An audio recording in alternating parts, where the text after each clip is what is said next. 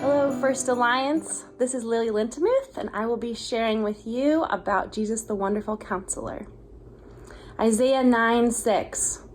For to us a child is born, to us a son is given, and the government will be upon his shoulder. His name will be called Wonderful Counselor, Mighty God, Everlasting Father, and Prince of Peace. A counselor is someone who is trained to give insight and guidance, as we know, often someone who is outside of the situation with a less biased perspective. Isaiah here is describing a child who becomes a wonderful counselor, someone with an astounding ability to give advice and wisdom.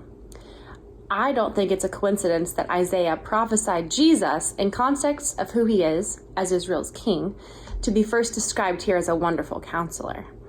God knows that we all struggle to know what we ought to do in many difficult and different situations. We so often desperately need his help. Think of Jesus with Nicodemus, or think of Jesus with the woman at the well, or even talking his disciples through many of their problems.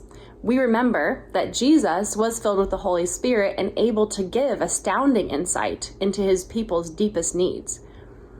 Jesus didn't just teach, he provided miraculous or prophetic insight into what people most needed. Yes, he certainly was a teacher with great insight, but he also gave counsel. This was part of his role as a shepherd. God is later described in Isaiah 28:29 as the Lord of hosts. He is wonderful in counsel and excellent in wisdom. So I've been in graduate school for the last few years studying to be a counselor. And I know a few things about what it takes to be a great counselor.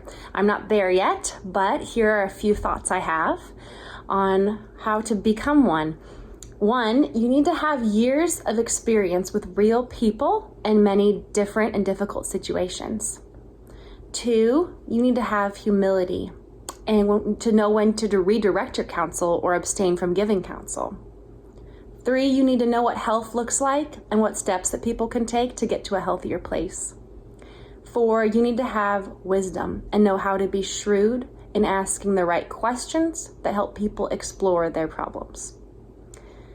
Think about areas in your own life, based on the four things I just mentioned, that God has done this with you. How has he counseled you, given you insight, helped you ask the right questions, or showed you what health looked like in your life? How has the Holy Spirit guided you and been your counselor?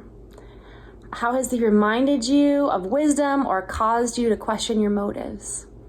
Let's give thanks to him for how he has been our wonderful counselor this Christmas. God bless.